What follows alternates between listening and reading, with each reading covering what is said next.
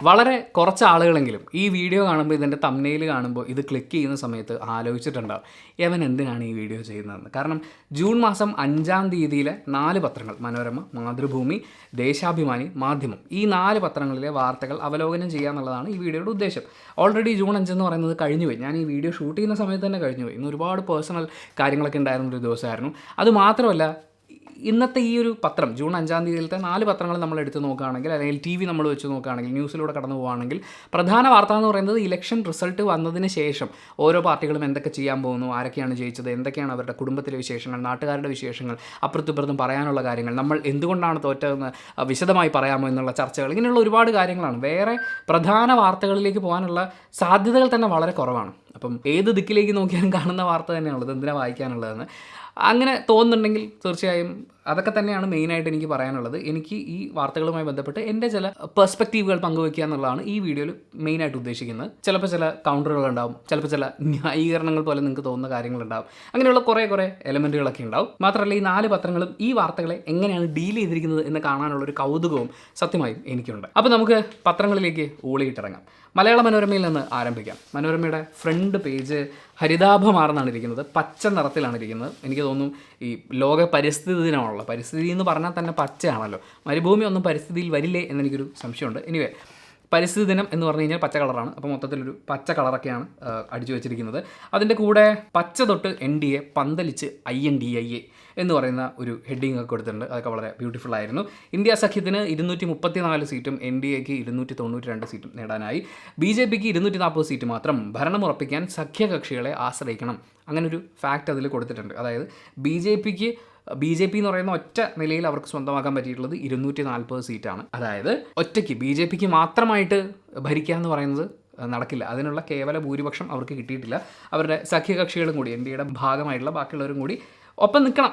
അങ്ങോട്ടെങ്ങാനും ചാടിക്കഴിഞ്ഞാൽ കയ്യിൽ നിന്ന് പോകും. എന്തായാലും മനോരമയുടെ ഗ്രാഫിക്സും പരിപാടിയൊക്കെ കൊള്ളാം. തൃശ്ശൂരിൽ സുരേഷ് ഗോപിയിലൂടെ BJP അക്കൗണ്ട് തുറന്നു. അതാണ് ഇപ്രാവശ്യത്തെ ഇലക്ഷനിൽ കേരളത്തെ സംബന്ധിച്ചൊരു വലിയ ചേഞ്ചായിട്ട് എനിക്ക് തോന്നിയത്. ഇടതുപക്ഷം മൊത്തത്തിൽ ഒരു സീറ്റിലേക്ക് ഒതുങ്ങിപ്പോയി, അല്ലെങ്കിൽ കനലൊരു തരിയായി മാറി എന്ന് പറയുന്ന ഒരു ഫാക്റ്റ് അവിടെ നിൽക്കുമ്പോൾ പോലും അതിലെനിക്ക് അത്ഭുതകരമായി ഒന്നും തോന്നുന്നില്ല. അതിൽ അത്ഭുതകരമായി തോന്നുന്നത് സുരേഷ് ഗോപി ജയിച്ചതാണ്. എനിവേ, അത് ആഘോഷിക്കപ്പെട്ടുകൊണ്ടിരിക്കുന്നു. ആഘോഷിക്കട്ടെ. ഒരാൾ കുറേ കാലം കൊണ്ട് പലവിധ പ്രവർത്തനങ്ങളിലൂടെ, ആ പ്രവർത്തനങ്ങളെ നമുക്ക് പല രീതിയിൽ വിലയിരുത്താൻ സാധിക്കും. എന്തായാലും പലവിധ പ്രവർത്തനങ്ങളിലൂടെ ജനങ്ങളിലേക്ക് എത്തുന്നതിൻ്റെ ലക്ഷണമായിരിക്കും. അല്ലാതെ വേറെ ഒരുപാട് രാഷ്ട്രീയ വിലയിരുത്തലുകൾ ഒരു സൈഡിൽ നടക്കുന്നുണ്ട്. അതിലേക്ക് നമുക്ക് കുറച്ച് കഴിഞ്ഞിട്ട് വിശദമായിട്ട് കിടക്കാം. ഹൃദയത്തിൽ ഹൈബി, ഹൃദയം കവർന്ന യൗവനം എന്ന് പറയുന്ന ഒരു വലിയ കോളം പ്രാദേശിക വാർത്താ പേജിൽ മനോരമ കൊടുത്തിട്ടുണ്ട്. ഹൈബീഡൻ്റെ വിജയത്തെ ആഘോഷിക്കുന്നതിന് വേണ്ടിയിട്ട്.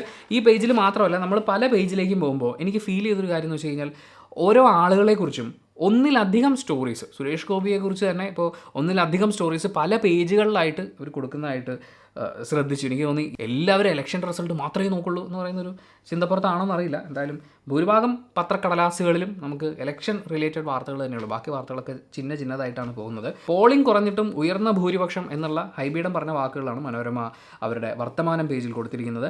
ഭയപ്പെടുത്തുന്ന ഉത്തരവാദിത്വമാണ് എറണാകുളത്തെ വലിയ വിജയം നൽകുന്നത്. ജനങ്ങൾ മികച്ച ഭൂരിപക്ഷം നൽകുമ്പോൾ അവരുടെ പ്രതീക്ഷയ്ക്കൊത്ത് ഉയരാൻ കഴിയുമെന്നാണ് കരുതുന്നത്.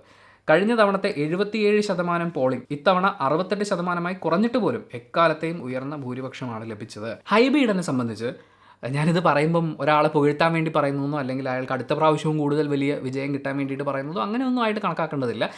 ഞാൻ എറണാകുളത്തുകാരനാണ്. എറണാകുളത്ത് നിന്ന് ഞാൻ നോക്കുമ്പോൾ ഏതൊരു പരിപാടിയുടെയും ഭാഗമായിട്ട് അവിടെയൊക്കെ ഹൈബീഡനെ കാണാൻ പറ്റുന്നുണ്ട്. അതൊരു ചെറിയ പരിപാടി ആയിക്കോട്ടെ, വലിയ പരിപാടി ആയിക്കോട്ടെ, പലരുടെയും പേഴ്സണൽ പരിപാടികളാണെങ്കിലും അവിടെയൊക്കെ നമ്മൾ ചെല്ലുമ്പോൾ അവിടെ ഹൈബീഡൻ വന്നൊന്ന് മുഖം കാണിച്ചിട്ട് പോവുകയെങ്കിലും ചെയ്യാറുണ്ട്.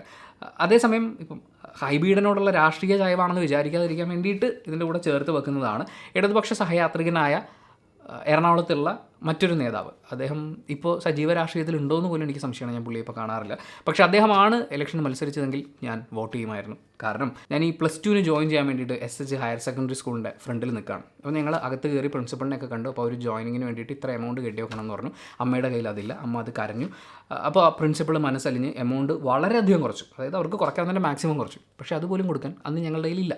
അങ്ങനെ നിൽക്കുന്ന സമയത്ത് ഒരു സ്കൂട്ടറിൽ ഒരാൾ വന്ന് അമ്മയുടെ കയ്യിൽ കുറച്ച് പൈസ കൊടുത്തു. വേഗം കാര്യം നടക്കട്ടെ എന്ന് പറഞ്ഞു. അപ്പോൾ അമ്മ ഇതെങ്ങനെ തിരിച്ചു തരാൻ പറ്റും, അങ്ങനെയുള്ള കുറച്ച് ഡയലോഗുകളൊക്കെ പറയുന്നു. അത് കയറി ഫീസ് അടയ്ക്കുന്നു, തിരിച്ചു വരുന്നു. പിന്നെയാണ് ഞാൻ ആ ആളെ മനസ്സിലാക്കുന്നത് അദ്ദേഹം ഇടതുപക്ഷ സഹയാത്രികനായ ആ പ്രദേശത്തെ എല്ലാവരുടെയും കാര്യത്തിൽ ഓടി നടക്കുന്ന ഒരാളായിരുന്നു. അദ്ദേഹമാണ് ഇലക്ഷന് നിന്നിരുന്നെങ്കിൽ വേറൊരാൾ ജയിക്കണമെന്ന് പോലും ഞാൻ ചിന്തിക്കില്ല. ഒരു പക്ഷേ എനിക്ക് തോന്നുന്നു ഇടതുപക്ഷത്തിൻ്റെ പരാജയത്തിലേക്ക് നമ്മൾ നോക്കുമ്പോൾ, ലോക്സഭാ ഇലക്ഷനുമായിട്ട് ബന്ധപ്പെട്ട പരാജയത്തിലേക്ക് നമ്മൾ നോക്കുമ്പോൾ ഈ ആളുകൾക്കിടയിലുള്ള പ്രവർത്തനങ്ങൾ കുറയുന്നുണ്ടോ എന്ന് ഞാൻ ഈ പറയുന്നത് കേൾക്കുമ്പോൾ അവനാരാ പറയാൻ എന്നൊക്കെ പറഞ്ഞ് വേണമെങ്കിൽ മാറ്റി നിർത്താം. പക്ഷേ ചിന്തിക്കുകയാണെങ്കിൽ നിങ്ങൾ ചിന്തിക്കാൻ വേണ്ടി ഞാനൊരു തോട്ടിടുന്നു എന്ന് വിചാരിച്ചാൽ മതി. എന്തുകൊണ്ടായിരിക്കും നമ്മൾ തോറ്റത്? ഈ പ്രതിക്രിയാവാദികളും അങ്ങനത്തെ ഉള്ള സാധനങ്ങളിലേക്കൊക്കെ പോവാതെ സിമ്പിളായിട്ട് ആലോചിക്കുകയാണെങ്കിൽ ജനങ്ങൾക്കിടയിലേക്ക് അവരിലൊരാളായി അങ്ങനെ ഇറങ്ങി പ്രവർത്തിക്കുക എന്ന് പറയുന്നൊരു കാര്യം അത് ഇടതുപക്ഷത്തിൻ്റെ ഭാഗത്ത് നിന്ന് ഇപ്പോൾ സംഭവിക്കുന്നുണ്ടോ? ഈ സമീപകാലങ്ങളിൽ നമ്മൾ ഒരുപാട് ന്യൂസുകളിലായിട്ട് ഒരുപാട് ഭീഷണി ഉയർത്തുന്ന മുദ്രാവാക്യങ്ങളുമായി നിൽക്കുന്ന യുവജന നേതാക്കളെയൊക്കെ കണ്ടിട്ടുണ്ടായിരുന്നു. ആ നേതാക്കൾ പല രാഷ്ട്രീയ കക്ഷികളിലൊക്കെ ഉണ്ട്, പക്ഷേ നമ്മളിപ്പോൾ ഇടതുപക്ഷത്തിനെ കുറിച്ചാണ് സംസാരിക്കുന്നത്. അപ്പം ഈ ഭീഷണി ഉയർത്തുന്ന മുദ്രാവാക്യങ്ങൾ, നേതാവ് കളിക്കുന്ന കുറേ കാര്യങ്ങൾ, ഇങ്ങനെയൊക്കെയുള്ള കാര്യങ്ങളിലാണ് അവിടെ ഇപ്പോൾ ഫോക്കസ് പോകുന്നതെന്ന് എനിക്ക് തോന്നുന്നു. ഗ്രൗണ്ടിൽ ഇറങ്ങി വർക്ക് ചെയ്യുക എന്ന് പറയുന്നത് എന്തുകൊണ്ടാണ് BJPക്ക് വോട്ട് പെർസെൻറ്റേജ് കൂടുന്നത്, അല്ലെങ്കിൽ എന്തുകൊണ്ടാണ് തൃശ്ശൂരിൽ സുരേഷ് ഗോപി ജയിക്കുന്നത് എന്നൊക്കെയുള്ള കാരണങ്ങളിലേക്ക് നമ്മൾ കടക്കുമ്പോൾ വലിയ രാഷ്ട്രീയ ചർച്ചകളും വലിയ പോയിന്റുകളും ഒക്കെ ഒരുപാട് ആളുകൾ നിരത്തുന്നുണ്ട്. പലതും എനിക്ക് ശരിയാണെന്ന് തോന്നിയിട്ടുണ്ട്. പക്ഷേ അതിൻ്റെ കൂടെ എൻ്റെ ഒരു കുഞ്ഞ് തോട്ട് എന്ന് പറയുന്നത് ഈ ജനങ്ങൾക്കിടയിൽ ഏറ്റവും കോറായിട്ടുള്ള സാധാരണക്കാരുടെ ഇടയിൽ ഇറങ്ങി പ്രവർത്തിക്കുക എന്ന് പറയുന്നൊരു കാര്യം പ്രവർത്തകരുടെ ഭാഗത്തു നിന്നുണ്ടാവുകയും അതുപോലെ തന്നെ നേതാക്കളുടെ ഭാഗത്തു നിന്നുണ്ടാവുകയും ചെയ്യാത്തത്. ഇപ്പോൾ ജയിച്ചു കഴിഞ്ഞിട്ട് എനിക്ക് എത്ര ലക്ഷം രൂപയുടെ ലാഭം ഉണ്ടാക്കി തന്നു എന്നുള്ളതല്ലോ. എനിക്കൊരു പ്രശ്നം ഉണ്ടാകുമ്പോൾ ഞാൻ ചെന്ന് പറയുമ്പോൾ അദ്ദേഹം അവിടം വരെ വന്നിട്ട് ഒന്നും ചെയ്തിട്ടുണ്ടാവില്ല, ചിലപ്പോൾ വന്നിരുന്നു എന്ന് പറയുന്നതിൽ ആളുകൾക്കൊരു ഫീൽ ഉണ്ടാവും. ഞാനത് കണ്ടിട്ടുണ്ട്, അത് അനുഭവിച്ചിട്ടുള്ള ഒരാളാണ്. പല നേതാക്കളെയും കുറിച്ച് അവർ നമ്മുടെ ഒരു കാര്യത്തിന് വന്നല്ലോ എന്ന് പറയുന്നൊരു കാര്യം. എന്നെ സംബന്ധിച്ച് ഞാൻ ജോർജ് സ്കൂളിലേക്ക് സംഭാവന ചെയ്ത കമ്പ്യൂട്ടർ പഠിച്ചു തുടങ്ങിയ ഒരു ബാച്ചിൽ പെടുന്ന ഒരാളാണ്. അദ്ദേഹത്തിനോടുള്ളൊരു റെസ്പെക്റ്റ് അവിടെ നിൽപ്പുണ്ട്. വളരെ കുറച്ച് നേതാക്കളാണ് എനിക്ക് പേരെടുത്ത് പറയാവുന്ന, എന്നോട് വളരെ ക്ലോസ് ആയിട്ടുള്ള, അല്ലെങ്കിൽ അവർക്കൊന്നും എന്നെ അറിയില്ലായിരിക്കും, എനിക്ക് ക്ലോസ് ആയിട്ട് ഫീൽ ചെയ്തിട്ടുള്ളത്. ജനങ്ങൾക്കിടയിൽ ജനങ്ങളിൽ ഒരാളായി നിൽക്കുക എന്ന് പറയുന്നതാണ് ഏറ്റവും ബേസിക് ആയിട്ടുള്ളൊരു കാര്യം എന്ന് എനിക്ക് തോന്നുന്നു. ആ വർക്ക് പ്രോപ്പറായിട്ട് നടന്നിട്ടുണ്ടോ എന്നാണ് രാഷ്ട്രീയ കക്ഷികളെല്ലാം തന്നെ ആദ്യം സ്വയം ചിന്തിക്കേണ്ടത്. ബാക്കി സോഷ്യൽ മീഡിയയിൽ താരങ്ങളായിട്ടുള്ള നേതാക്കളുണ്ടാവും, TV-യിൽ താരമായിട്ടുള്ള നേതാക്കളുണ്ടാവും, അല്ലാതെ വേറെ ഒരുപാട് കാര്യങ്ങളൊക്കെ ഉണ്ടാവും. പക്ഷേ ജനങ്ങൾക്ക് അവരുടെ തൊട്ടടുത്ത് നിൽക്കുന്ന ആളുടെ ഒപ്പം നിൽക്കാനാണ്, അല്ലെങ്കിൽ ഈ തോളോട് തോൾ ചേർന്ന് പ്രവർത്തിക്കുക എന്നൊക്കെ പറയില്ലേ, അങ്ങനെ ഒരു സാധനം വേണം. ജസ്റ്റ് ഒരു സജഷൻ പറഞ്ഞതാണ്. ഹൈബീഡനെ സംബന്ധിച്ച് ഞാൻ കാണുമ്പോഴൊക്കെ അദ്ദേഹം ഇവിടെയുണ്ട്. പലരെ കുറിച്ചും പറയാറുണ്ട് ജയിച്ചു കഴിഞ്ഞാൽ പിന്നെ ഈ മണ്ഡലത്തിലേക്ക് കാണില്ല എന്ന്. എനിവേ, അടുത്ത പേജിലേക്ക് പോകുമ്പോൾ മോദിയും വിയർത്തു എന്ന് പറയുന്നൊരു കാര്യം മനോരമ റിപ്പോർട്ട് ചെയ്യുന്നുണ്ട്. ഹാട്രിക്കിൽ മോദി എന്ന് പറഞ്ഞ് നരേന്ദ്രമോദി അദ്ദേഹം ദിങ്ങനെ നിൽക്കുന്ന ഒരു ഫോട്ടോയൊക്കെ കൊടുത്തിട്ടുണ്ട്. NDA സർക്കാർ സത്യപ്രതിജ്ഞയ്ക്ക് ഒരുക്കം. മോദിയും വിയർത്തു എന്ന് പറയുന്നതിൽ അവർ എഴുതിയിരിക്കുന്നത് വാരണാസിയിൽ പ്രധാനമന്ത്രി നരേന്ദ്രമോദിക്ക് ലഭിച്ചത് അമേഠിയിൽ കോൺഗ്രസ് സ്ഥാനാർത്ഥി കിഷോരിലാൽ ശർമ്മയ്ക്ക് ലഭിച്ചതിനേക്കാൾ കുറഞ്ഞ ഭൂരിപക്ഷം. ഇത്തവണ 1,52,513 വോട്ടുകൾക്കാണ് കോൺഗ്രസ് സ്ഥാനാർത്ഥി അജയ് റായിയെ പരാജയപ്പെടുത്തി മോദി 3ാം ജയം നേടിയത്. വോട്ടെണ്ണലിൻ്റെ തുടക്കത്തിൽ ഏതാനും സമയം 6,000-ഓളം വോട്ടുകൾക്ക് മോദി പിന്നിലായിരുന്നു. ഈ വോട്ടെണ്ണലിൽ ഈ കയറിയിറങ്ങി വരിക എന്ന് പറയുന്നുണ്ടല്ലോ, അത് ഒരു വലിയ മാനസിക ആഘാതമാണ്. അതുപോലെ തന്നെ അമേഠിയിൽ സ്മൃതി ഇറാനിയെ തോൽപ്പിച്ച കിഷോരിലാൽ ശർമ്മയ്ക്ക് 1,65,926 വോട്ടിൻ്റെ ഭൂരിപക്ഷമാണ്. ഗാന്ധി കുടുംബത്തിൻ്റെ അടുക്കളക്കാരനെന്ന് BJP അവഹേളിച്ച സ്ഥാനാർത്ഥിക്കൊപ്പം എത്താൻ പോലും മോദിക്കായില്ലെന്ന് കോൺഗ്രസ് പരിഹസിച്ചു. അത് ശരിക്കും ചിന്തിക്കേണ്ടതാണ്. മോദിക്ക് ഗ്യാരണ്ടി എന്ന് പറഞ്ഞിട്ടാണ് ഇത്തവണത്തെ ഇലക്ഷൻ ക്യാമ്പയിൻ തന്നെ നടത്തിയത്. അവർ വേറെ എന്തെങ്കിലും ഒരു മുദ്രാവാക്യം മുന്നോട്ട് വെച്ചിട്ടുണ്ടോ എന്ന് എനിക്ക് ഓർമ്മയില്ല. ഏറ്റവും അധികം ഉയർന്നു കേട്ടതും ഒരുപാട് ചർച്ചകൾ നടന്നുകൊണ്ടിരുന്നതൊക്കെ മോദിക്ക് ഗ്യാരണ്ടി എന്ന് പറയുന്ന ഒരു കാര്യമായിരുന്നു. അപ്പോൾ ഈ മോദിക്ക് ഗ്യാരണ്ടി പറഞ്ഞിട്ട് മോദിക്ക് കിട്ടിയത് ഗ്യാരണ്ടി ഇല്ലാത്ത എണ്ണം നിൽക്കുന്ന വോട്ടുകളുടെ ഭൂരിപക്ഷമാണ്. ഒരുപാട് ചിന്തിക്കേണ്ട കാര്യം തന്നെയാണ്. അദ്ദേഹം മാത്രമല്ല, അദ്ദേഹം ഉൾപ്പെടുന്ന പാർട്ടി മാത്രമല്ല, ഭരണവീഴ്ചകൾ ഉണ്ടാകുമ്പോൾ പോലും കൈയടിക്കുന്ന ഒപ്പം നിൽക്കുന്ന ആളുകളും കൂടിയാണ്. പിന്നെ മറ്റൊരു നല്ല ഹെഡിങ് അവർ കൊടുത്തിട്ടുണ്ട്. ഇത് എന്തുകൊണ്ട് ഫ്രണ്ട് പേജിൽ ഇട്ടില്ല എന്ന് എനിക്കറിയില്ല. കേരളം ആഞ്ഞടിച്ച് ഭരണവിരുദ്ധ വികാരം, ഒരു കനൽ ഒരു കമലം UDF തരംഗം. അതെനിക്കിഷ്ടപ്പെട്ടു. ഒരു കനൽ ഒരു കമലം UDF തരംഗം. ആ ഒരു വാക്ചാതുരി എന്നൊക്കെ പറയുന്നുണ്ടല്ലോ, അടിപൊളിയാണ്. പിന്നെ ഓഹരി ഇടിഞ്ഞു എന്ന് പറയുന്നൊരു കാര്യമുണ്ട്.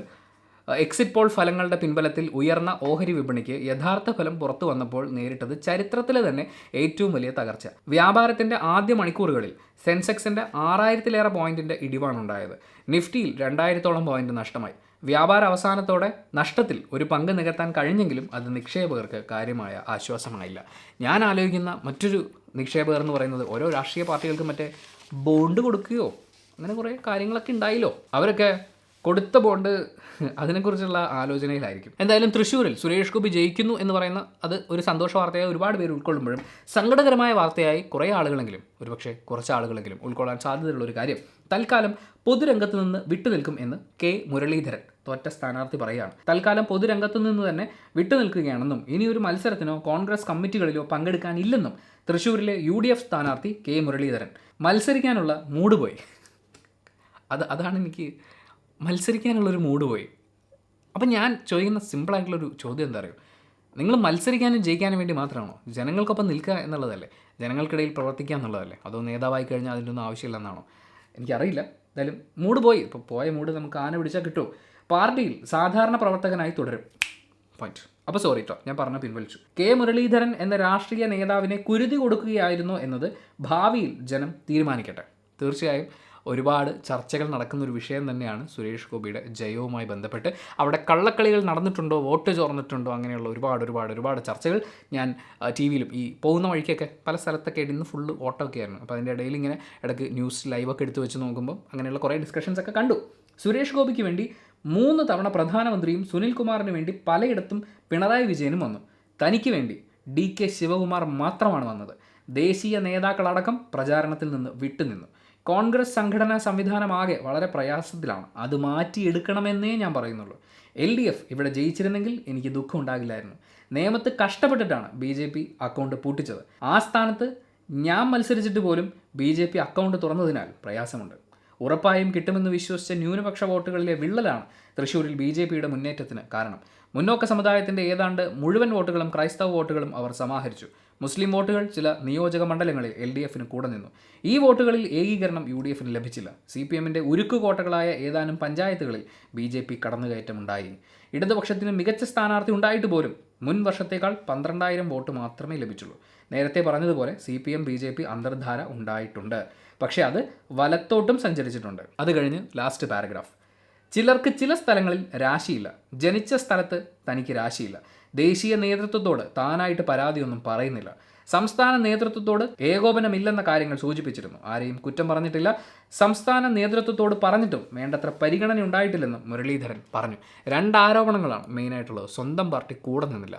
മറ്റൊന്ന്, ഇടതുപക്ഷം ജയിച്ചിരുന്നെങ്കിലും എനിക്ക് കുഴപ്പമില്ലായിരുന്നു. BJP ജയിച്ചില്ലേ, അതും ഇടതുപക്ഷത്തിൻ്റെ അന്തർധാര ഉണ്ട് എന്നൊക്കെ പറയുന്നുണ്ട്. പക്ഷേ നിങ്ങൾ നമുക്ക് മനസ്സിലാക്കാവുന്നല്ലോ കേട്ടോ, ഒരാൾ ഇത്ര ആശിച്ച് മോഹിച്ച് നിന്നിട്ട് അതും വിജയസാധ്യത അത്രയും ഉണ്ടായിട്ടും ഇങ്ങനെ തോറ്റു പോകുമ്പോൾ മൂട് പോകും. പിന്നെ അകത്തെ പേജുകളിലേക്ക് പോകുമ്പോൾ ജയിച്ചവർ തോറ്റവർ എന്ന് പറഞ്ഞിങ്ങനെ മുന്നോട്ട് പൊക്കൊണ്ടേയിരിക്കുകയാണ്. അക്കൂട്ടത്തിൽ ഇന്ത്യ സഖ്യത്തിൻ്റെ പവർ ഹൗസ് എന്ന് പറഞ്ഞ് സ്റ്റാലിൻ്റെ ഒരു ഫോട്ടോ കൊടുത്തിട്ടുണ്ട്. ഏത് സ്റ്റാലിൻ?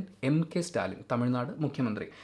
നാടും നമ്മതേ 40ഉം നമ്മതേ, അതാണ് അവരുടെ മുദ്രാവാക്യം. അതായത് 40 സീറ്റും നമ്മൾ തന്നെ പിടിക്കും എന്ന് പറയുന്നത്. ആ മുദ്രാവാക്യത്തോടെയാണ് ഇത്തവണ തമിഴ്നാട് മുഖ്യമന്ത്രിയും DMK അധ്യക്ഷനുമായ MK സ്റ്റാലിൻ തിരഞ്ഞെടുപ്പ് പ്രചാരണത്തിന് ഇറങ്ങിയത്. ഫലം വന്നപ്പോൾ ആ മുദ്രാവാക്യം അക്ഷരം പ്രതി പാലിച്ച് കരുത്ത് കാട്ടി. 10 വർഷത്തെ ഇടവേളയ്ക്കൊടുവിൽ 2021 സംസ്ഥാന അധികാരം പിടിച്ച DMK കൃത്യമായ ഇടവേളകളിൽ ക്ഷേമ പദ്ധതികൾ പ്രഖ്യാപിച്ച് ജനങ്ങളെ ചേർത്ത് നിർത്തി. സഖ്യകക്ഷികളെ ഒറ്റക്കെട്ടായി നിർത്തി. കൃത്യമായ ആസൂത്രണത്തിലൂടെ സ്ഥാനാർത്ഥി നിർണയത്തിനും പ്രചാരണങ്ങൾക്കും നേതൃത്വം നൽകിയ സ്റ്റാലിൻ തമിഴ്നാട്ടിലും പുതുച്ചേരിയിലുമുള്ള 40 സീറ്റുകളും പിടിച്ചടക്കി. ഇതോടെ ഇന്ത്യ മുന്നണിയുടെ പവർ ഹൗസായി തമിഴ്നാടിനെ മാറ്റാനും സ്റ്റാലിനായി. വിവിധ മന്ത്രിമാർക്കെതിരെയുള്ള ED നടപടിയും അറസ്റ്റും അഴിമതി ആരോപണങ്ങളും ഉൾപ്പെടെയുള്ള തിരിച്ചടികൾ മറികടന്നാണ് ഈ വിജയം. പ്രധാനമന്ത്രി നരേന്ദ്രമോദിയും അമിത്ഷായും ഉൾപ്പെടെയുള്ള നേതാക്കൾ പലതവണ പ്രചാരണത്തിനെത്തിയിട്ടും തമിഴ്നാട്ടിൽ താമര വിരിഞ്ഞില്ല. താമര ഇവിടെ മാത്രമല്ല, രാമക്ഷേത്രം ഉണ്ടാക്കിയെടുത്ത് പോലും വിരിഞ്ഞില്ല. എന്നിട്ട് കേരളത്തിൽ വിരിഞ്ഞു. വിറപ്പിച്ച് ഇന്ത്യ സഖ്യം ഒടുവിൽ വിജയിച്ച് NDA നിറം മാറി കേരളം. ഇടത് പാർട്ടികൾക്ക് രാജ്യത്ത് 8 സീറ്റ് മാത്രം. രാജസ്ഥാനിൽ ജയിച്ചതോടെ CPMന്റെ ദേശീയ പാർട്ടി പദവിക്ക് 2033 വരെ ഭീഷണിയില്ല. കേരളം, ബംഗാൾ, തമിഴ്നാട്, ത്രിപുര എന്നീ 4 സംസ്ഥാനങ്ങളിൽ CPMന് സംസ്ഥാന പാർട്ടി പദവി ഉള്ളതുകൊണ്ടാണ് നിലവിൽ ദേശീയ പാർട്ടിയായി തുടരുന്നത്. ബംഗാളിൽ 2026 സംസ്ഥാന പദവി നഷ്ടമാകുന്ന സാഹചര്യമാണ്. സിക്കിമിലെ ജയത്തോടെ CPMന് രാജസ്ഥാനിൽ കൂടി സംസ്ഥാന പദവി ലഭിക്കും. ബംഗാളിൽ പദവി നഷ്ടമായാലും രാജസ്ഥാനിലെ പ്രകടനത്തിന്റെ അടിസ്ഥാനത്തിൽ 4 സംസ്ഥാന പാർട്ടിയായി തുടരാം. ദേശീയ പാർട്ടിയായിട്ട് തന്നെ തുടരും. അങ്ങനെ ഒരു ട്രോളും അങ്ങനെ കുറച്ച് ആക്രമണ പരിപാടികളൊക്കെ സോഷ്യൽ മീഡിയയിൽ ഉണ്ടായിരുന്നു. പിന്നെ കേരളത്തിൻ്റെ ശബ്ദമാകാൻ എന്ന് പറഞ്ഞ് 20 പേർ, വിജയിച്ച 20 പേരെയും കൊടുത്തിട്ടുണ്ട്. അവരുടെ കുറേ ഡീറ്റെയിൽസ് കൊടുത്തിട്ടുണ്ട്. പിന്നെ നല്ല രസമുള്ളൊരു വാർത്ത, അത് ഇന്നലെ ഈ ഇലക്ഷൻ റിസൾട്ടൊക്കെ വരുന്ന സമയത്ത് തന്നെ ഡിസ്കഷനായ ഒരു കാര്യമാണ് പൊളിഞ്ഞ് എക്സിറ്റ് പോൾ എന്ന് പറയുന്നത്. എക്സിറ്റ് പോൾ വന്നിരുന്നത് മുഴുവൻ NDA പിടിച്ചടക്കാൻ പോകുന്നു, BJP പിടിച്ചടക്കാൻ പോകുന്നു, 400 സീറ്റുകളോളം അവർ സ്വന്തമാക്കും എന്നൊക്കെ പറഞ്ഞിട്ടായിരുന്നു. പക്ഷേ അറിയാലോ, ആ എക്സിറ്റ് പോളുകളെല്ലാം തകർന്നടിയുന്ന കാഴ്ചയാണ് കണ്ടത്. അതുമായി ബന്ധപ്പെട്ട് കുറേ ആളുകൾ എക്സിറ്റ് പോൾ ഏജൻസികളൊക്കെ ഒരുപാട് കളിയാക്കിക്കൊണ്ട് ഒരുപാട് കാര്യങ്ങൾ വന്നിട്ടുണ്ടായിരുന്നു. ഇനി നമ്മൾ മാതൃഭൂമിയുടെ ഹെഡ്ലൈനിലേക്ക് പോകുമ്പോൾ ജന ജയഹേ എന്നാണ് എഴുതിയിരിക്കുന്നത്. വളരെ ബുദ്ധിപരമായിട്ടുള്ള ഒരു ക്യാപ്ഷൻ തന്നെയാണ്. കുറച്ച് സമയമെടുത്താലും നമുക്കിതിൻ്റെ അന്തരാർത്ഥം മനസ്സിലാക്കാവുന്നേ ഉള്ളൂ. ജനങ്ങളുടെ ജയമാണ് നമ്മൾ ഈ ഇലക്ഷനിൽ കണ്ടതെന്നുള്ളത്. അപ്പോൾ കഴിഞ്ഞ ഇലക്ഷൻ കണ്ടത് ജനങ്ങളുടെ വിജയമല്ലേ എന്ന് പറയുന്നൊരു ചോദ്യം വേണമെങ്കിൽ നമുക്ക് ചോദിക്കാം. ഇടതിനെ തള്ളി കേരളം എന്ന് വലുതായി എഴുതി വെച്ചിട്ടുണ്ട് പിണറായി വിജയൻ. അദ്ദേഹം ദേഷ്യത്തോടുകൂടി നോക്കുന്ന ഒരു ഫോട്ടോയാണ് ഫ്രണ്ടിൽ കൊടുത്തിട്ടുള്ളത്. നരേന്ദ്രമോദി അദ്ദേഹം താടിക്ക് കൈവച്ചിരിക്കുന്ന ഒരു ഫോട്ടോയാണ് മറ്റൊരു സൈഡിൽ കൊടുത്തിരിക്കുന്നത്. പ്രഭാവം മങ്ങി മൂന്നാമതും മോദി എന്ന് പറഞ്ഞ ഒരു കാര്യമാണ്. കേരളത്തിൽ അടിച്ചു കയറി UDF, അടിച്ചു കയറി വാ. അക്കൗണ്ട് തുറന്ന BJP തൃശ്ശൂരിൽ സുരേഷ് ഗോപി എന്ന് പറയുന്ന ഹെഡിങ് ഒക്കെ ഉണ്ട്. കാര്യകാരണങ്ങളൊക്കെ നമുക്കറിയാവുന്നതുകൊണ്ട് ഇൻഡെപ്ത് പോകുന്നില്ല. കരുത്തു കാട്ടി കോൺഗ്രസ് എന്ന് പറയുന്ന ഒരു കാര്യമാണ് വളരെ പ്രധാനപ്പെട്ട ഒരു വാർത്തയായിട്ട് ഫ്രണ്ട് പേജിൽ തന്നെ കൊടുത്തിരിക്കുന്നത്. 2019 52 സീറ്റുകൾ മാത്രം നേടി തകർന്നടിഞ്ഞ കോൺഗ്രസിൻ്റെ ഉയർത്തെഴുന്നേൽപ്പാണ് ഇക്കുറി കണ്ടത്. 99 സീറ്റ് നേടിയ കോൺഗ്രസ് ഉൾപ്പെടുന്ന ഇന്ത്യ സഖ്യം 234 സീറ്റുമായി എക്സിറ്റ് പോളുകളെ തിരുത്തി എഴുതി. BJP ഏറെ പ്രതീക്ഷ പുലർത്തിയ ഉത്തർപ്രദേശിൽ 43 സീറ്റ് നേടാൻ SP കോൺഗ്രസ് സഖ്യത്തിനായി. രാജസ്ഥാനിൽ 8 സീറ്റിലും ഹരിയാനയിൽ 5 സീറ്റിലും ജയിച്ച് പാർട്ടി കരുത്തുകാട്ടി. 2019 ഇരു സംസ്ഥാനങ്ങളിലും കോൺഗ്രസിന് ഒരു സീറ്റ് പോലുമില്ലായിരുന്നു. മഹാരാഷ്ട്രയിൽ 13 സീറ്റുകളിലും തെലങ്കാനയിൽ 8 സീറ്റുകളിലും വിജയിക്കാൻ കോൺഗ്രസിനായി. കഴിഞ്ഞ തവണ 19% വോട്ട് വിഹിതം 24.84% ഉയർത്തി. 19% നിന്ന് 24% വളർച്ച ഒരു ചെറിയ വളർച്ചയല്ല. ഇനി മാതൃഭൂമി കൊടുത്ത ഒരു ഹെഡ്ലൈനിൽ എനിക്കുള്ള ഒരു പരിഭവം ഞാൻ അറിയിക്കുകയാണ്. എറണാകുളത്തെ യുവരാജാവ് എന്ന് പറഞ്ഞുകൊണ്ടാണ് ഹൈബീഡൻ്റെ ഫോട്ടോ കൊടുത്തിട്ടുള്ളത്. ഹൈബീഡൻ എന്നല്ല, തിരുവിതാംകൂർ മുൻ രാജകുടുംബത്തിലെ അംഗത്തിൻ്റെ പേര് ചേർത്തിട്ടാണെങ്കിലും ഈ രാജാവ്, പ്രജ തുടങ്ങിയിട്ടുള്ള പ്രയോഗങ്ങൾ, സുരേഷ് ഗോപിയെ സംബന്ധിച്ച് അങ്ങനെ ഒരു പ്രയോഗമുണ്ട്, അത് നമുക്ക് കുറച്ച് കഴിയുമ്പോൾ പറയാം. ഈ രാജാവ് എന്നൊക്കെ പറയുന്ന പോലത്തെ പ്രയോഗങ്ങൾ, ഇത് ജനാധിപത്യമാണ്. ഇവിടെ ഒരു രാജാവും ഇല്ല, ഒരു രാജകുമാരനും ഇല്ല. അവർ ജനസേവകരാണ്, ജനപ്രതിനിധികളാണ്. അവരങ്ങനെയാണ് തിരഞ്ഞെടുത്തിട്ടുള്ളത്. ഇവിടെ ഭരിക്കാൻ വേണ്ടി, എൻ്റെ നെഞ്ചത്ത് കയറിയിരിക്കാൻ വേണ്ടി രാജ അധികാരങ്ങൾ ഉപയോഗിക്കാനുള്ള ആരുമില്ല. പിന്നെ നിങ്ങൾ എന്തിനാണ് ഈ രാജാവെന്ന് പറയുന്ന കാലഹരണപ്പെടേണ്ട വാക്കുകളും പ്രയോഗങ്ങളും ഒക്കെ പൊക്കിക്കൊണ്ടുവരുന്നത്? വളരെ മോശമായിപ്പോയി എന്നാണ് ആ വാക്ക് പ്രയോഗത്തെക്കുറിച്ച് എനിക്ക് പറയാനുള്ളത്. ഹൈബീഡനെ കുറിച്ചല്ല പറയുന്നത്. എറണാകുളത്തെ യുവരാജാവ് എന്ന് പറഞ്ഞ അങ്ങനെ ഒരു രാജാവിനെ വാഴിക്കാൻ ഒരു പക്ഷേ ജോർജ് ഈഡൻ്റെ മകൻ ഹൈബീഡൻ എന്ന് പറയുന്ന ആ ഒരു അർത്ഥമൊക്കെ വെച്ചിട്ടായിരിക്കും യുവരാജാവ് എന്നൊക്കെ പറയുന്നത്. പക്ഷെ അത് വളരെ മോശം പദപ്രയോഗമായിപ്പോയി എന്നാണ് പേഴ്സണലി എൻ്റെ അഭിപ്രായം. ബെന്നിച്ചേട്ടൻ വീണ്ടും ചാലക്കുടിക്കാരുടെ ചങ്ങാതി എന്ന് എഴുതിയിട്ടുണ്ട്. അപ്പോൾ അതേപോലെ എറണാകുളവുമായിട്ട് ബന്ധപ്പെടുന്ന മറ്റെന്തെങ്കിലും പദപ്രയോഗം വേണമല്ലോ. അത് കിട്ടാത്തതുകൊണ്ടായിരിക്കും രാജാവ് വെച്ചിട്ട് അഡ്ജസ്റ്റ് ചെയ്ത് സ്വന്തം റെക്കോർഡ് തിരുത്തി ഹൈബി. KC വന്നു, വോട്ട് കൂടെ പോന്നു, കോട്ടയത്ത് അഭിമാന പോരാട്ടം, വിട്ടുകൊടുക്കാതെ ബെന്നി, തിളക്കം കുറയാതെ ഡീൻ, ഞെട്ടിച്ച് തൃശ്ശൂർ എന്നൊക്കെ പറയുന്ന നല്ല ക്യാപ്ഷൻസ് ഒക്കെ ഉണ്ട്. അപ്പം എന്തോ എനിക്ക് ആ രാജാവ് പ്രയോഗം ഇഷ്ടപ്പെട്ടില്ല, അത്രേ ഉള്ളൂ. പിന്നെ ശരിക്കും ഉള്ള ഫ്രണ്ട് പേജ്, ഇതൊരു ഫ്രണ്ട് പേജാണ്. ഇത് കൂടാതെ ശരിക്കുള്ള ഫ്രണ്ട് പേജ് അകത്ത് വരുന്നുണ്ടെന്ന് തോന്നുന്നു. ആ അകത്തെ ഫ്രണ്ട് പേജിൻ്റെ രസം എന്താണെന്ന് വെച്ച് കഴിഞ്ഞാൽ കറക്റ്റ് മഞ്ഞുമൽ ബോയ്സ് ലൈനാണ് അവർ പിടിച്ചിരിക്കുന്നത്. കുഴിയിൽ നിന്ന് കയറി വരുന്ന നരേന്ദ്രമോദി കൊള്ളാം, വളരെ മികച്ചൊരു ഇതായിരുന്നു അത്. എക്സിറ്റ് പോൾ പ്രവചനങ്ങൾ തകർന്നടിഞ്ഞു, വൻ മുന്നേറ്റം നടത്തി ഇന്ത്യ സഖ്യം, കയറിപ്പറ്റി എന്നാണ് ഹെഡിങ് കൊടുത്തിരിക്കുന്നത്. അതായത് ജയിക്കാൻ സാധ്യതയില്ലാതിരുന്നിടത്തുനിന്ന് എങ്ങനെയോ രക്ഷപ്പെട്ട് ഭാഗ്യത്തിന് കയറി വന്നു എന്നുള്ള രീതിയിലാണ് ഇവർ ഈ ഒരു ക്യാപ്ഷൻ കൊടുത്തിരിക്കുന്നതും അതുപോലെ വരച്ച് ചേർത്തിരിക്കുന്നതും. തൃശ്ശൂർ എടുത്തതല്ല, തന്നതാണ്. മോദി രാഷ്ട്രീയ ദൈവം. അത് സുരേഷ് ഗോപി പറഞ്ഞാണ്. അദ്ദേഹത്തിന് അങ്ങനെ എന്തും പറയാം. അങ്ങനെ അദ്ദേഹം ഒരുപാട് കാര്യങ്ങൾ പറഞ്ഞിട്ടുണ്ട്. അതിൽ വളരെ പ്രധാനപ്പെട്ട ഒരു സ്റ്റേറ്റ്മെൻറ്റ്, തൃശ്ശൂർ പാർലമെൻറ്റ് മണ്ഡലം ഇത്തവണ ഞാൻ എടുത്തതല്ല, ജനങ്ങൾ തന്നതാണ്. വടക്കുന്നാഥനും ഗുരുവായൂരപ്പനും ലൂർദ് മാതാവും ഉൾപ്പെടെ എല്ലാ ദൈവങ്ങൾക്കും നന്ദി. തൃശ്ശൂരിലെ ജനങ്ങളെ ഞാൻ പ്രജാദൈവങ്ങൾ എന്നാണ് വിളിക്കുന്നത്. അവർ സത്യം തിരിച്ചറിഞ്ഞു. ഞാൻ വീണ്ടും എൻ്റെ പദപ്രയോഗത്തിലുള്ള അതൃപ്തി അറിയിക്കുകയാണ്. പ്രജ എന്ന് പറയുന്നത് രാജഭരണകാലത്തെ ജനങ്ങളുടെ ഒരു കൂട്ടം മാത്രമാണ്. പ്രജയ്ക്കൊരു പ്രത്യേകതയുണ്ട്. ഞാനും പ്രജയാണ്, അവനും പ്രജയാണ്, ഇപ്പുറത്തും പ്രജയാണ്, എല്ലാം പ്രജ മാത്രമാണ്. ഈ പ്രജകൾക്ക് അങ്ങനെ പ്രത്യേകിച്ചൊരു അഭിപ്രായമൊന്നുമില്ല. രാജാവ് പറയും, പ്രജകളൊക്കെ അനുസരിക്കും, അത്രേ ഉള്ളൂ.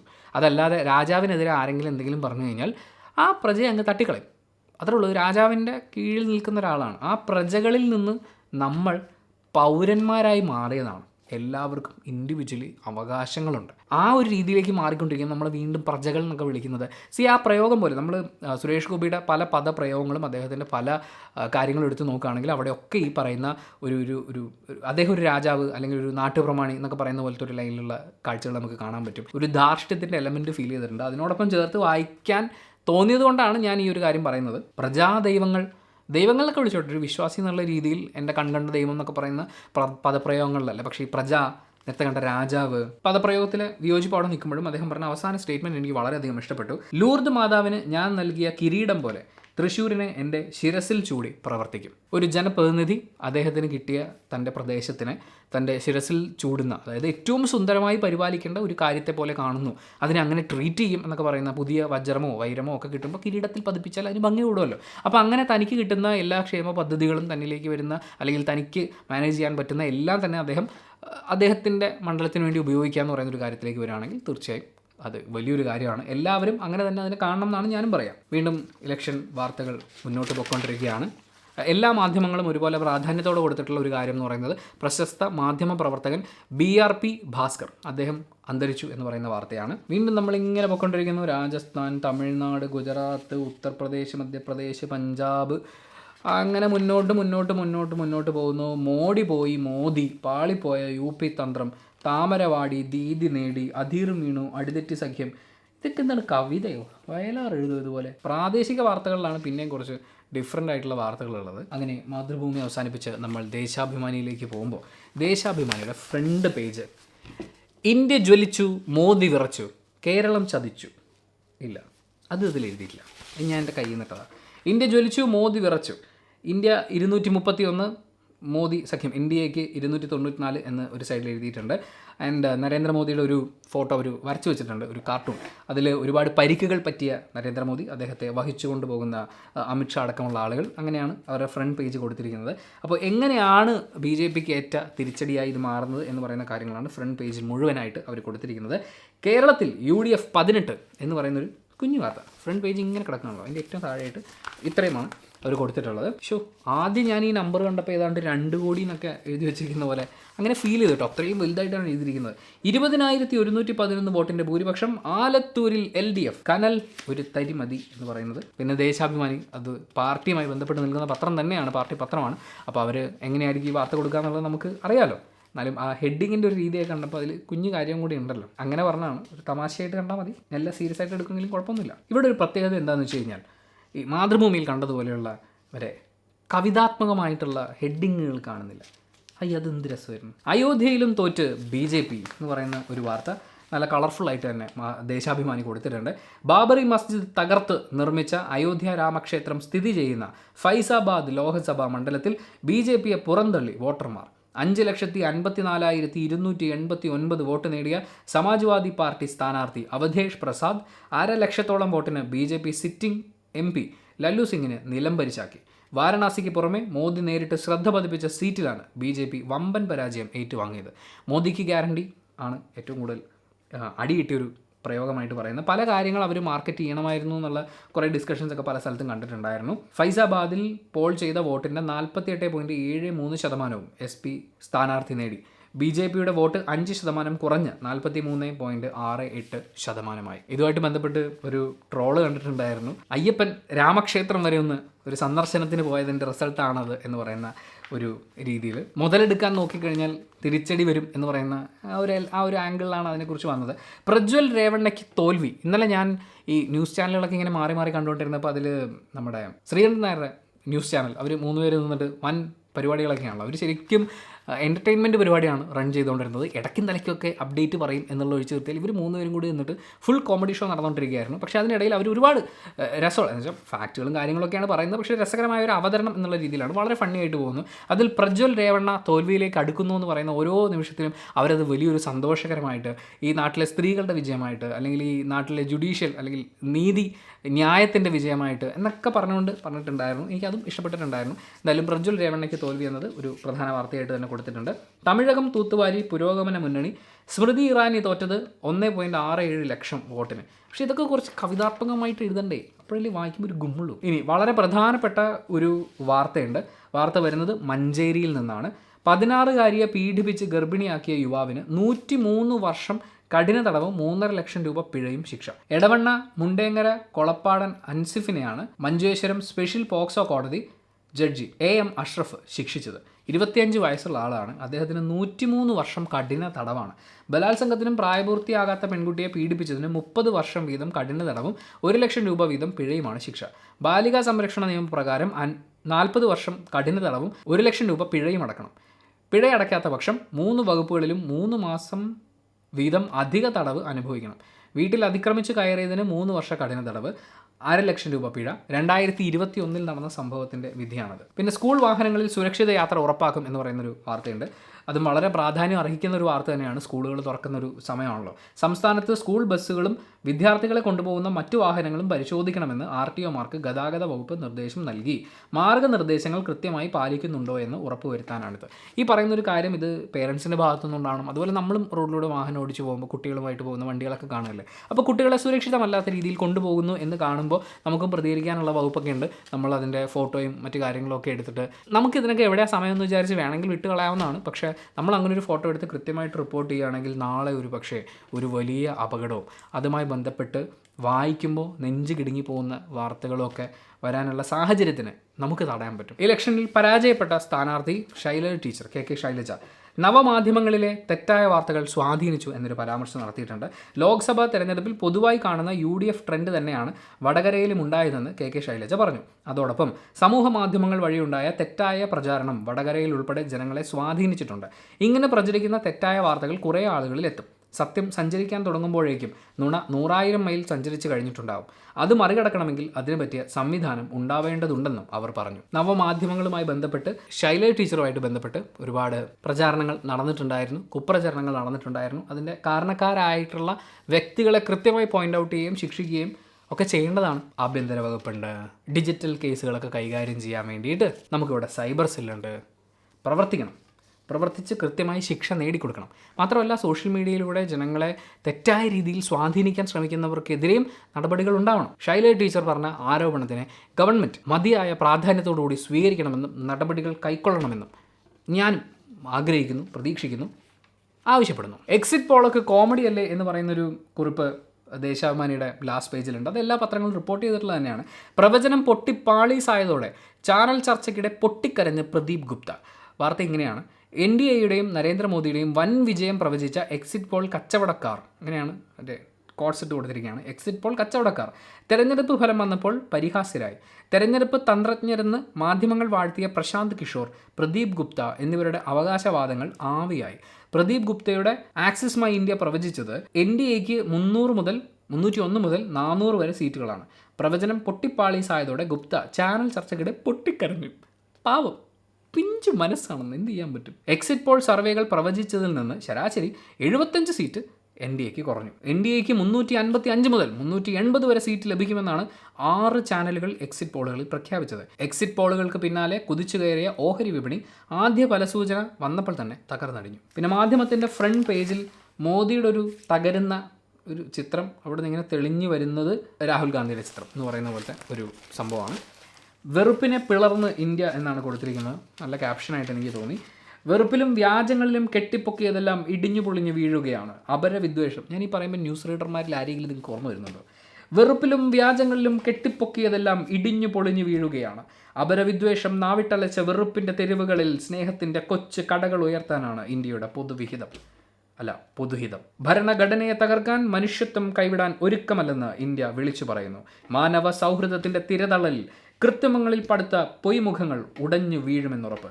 നേരിലും നന്മയിലും കൈകോർത്ത് പിടിക്കുക, ഇന്ത്യ തിരിച്ചു വരിക തന്നെ ചെയ്യും. അല്ല അപ്പം അവർ പറഞ്ഞായിരുന്നല്ലോ അവരില്ലെങ്കിൽ ഇന്ത്യ ഇല്ലാന്ന്. എനിവേ, രണ്ടാമത്തെ പേജിലേക്ക് വരുമ്പോൾ കടക്ക് പുറത്ത് എക്സിറ്റ് പോളുകാരോട് വോട്ടർമാർ. പ്രവചനം പാളിപ്പോയപ്പോൾ കരച്ചിലുമായി പ്രദീപ് ഗുപ്ത. അത് കൊടുത്തിട്ടുണ്ട്. പിന്നെ നമ്മൾ ആദ്യം കണ്ടത് ഒരു ഗ്രാഫിക് പേജാണ്. യഥാർത്ഥ ഫ്രണ്ട് പേജ് അതിന് ശേഷമാണ് വരുന്നത്. വിറപ്പിച്ച് ഇന്ത്യ, മൂന്നാം മോദി എന്ന് ഒരു ഹെഡിങ് കൊടുത്തിട്ടുണ്ട്. നരേന്ദ്രമോദി ഇങ്ങനെ നിൽക്കുന്നൊരു ഫോട്ടോയാണ്. ഞാൻ ആദ്യം വിചാരിച്ചു ഈ ഫോട്ടോ കണ്ടുപോയി നല്ല 3D എഫക്റ്റ്. എൻ്റെ പത്രത്തിൻ്റെ മുകളിലാണ് ഈ പൂ ഇരിക്കുന്നതെന്ന് തോന്നി. അത് നരേന്ദ്രമോദി, അദ്ദേഹത്തിൻ്റെ മുഖത്തേക്ക് വന്ന പൂവാണ്. ആ ഫോട്ടോ എന്തൊരു 3D എഫക്റ്റാണ്, എന്തൊരു പ്രിൻറ്റിങ് ക്വാളിറ്റിയാണിത്. തരംഗം ആവർത്തിച്ച് UDF 18, LDF 1, NDA 1 എന്ന് പറഞ്ഞ് ഹൈബീഡിനെ തോളത്ത് വെച്ച് മുന്നോട്ട് കൊണ്ടുപോകുന്ന പ്രവർത്തകരുടെ ഒരു ഫോട്ടോ അവർ കൊടുത്തിട്ടുണ്ട്. വിശ്വാസികൾ ചെവിക്കൊണ്ടില്ല, ക്രൈസ്തവ വോട്ടുകൾ ചിതറി എന്ന് പറയുന്ന ഒരു കാര്യം.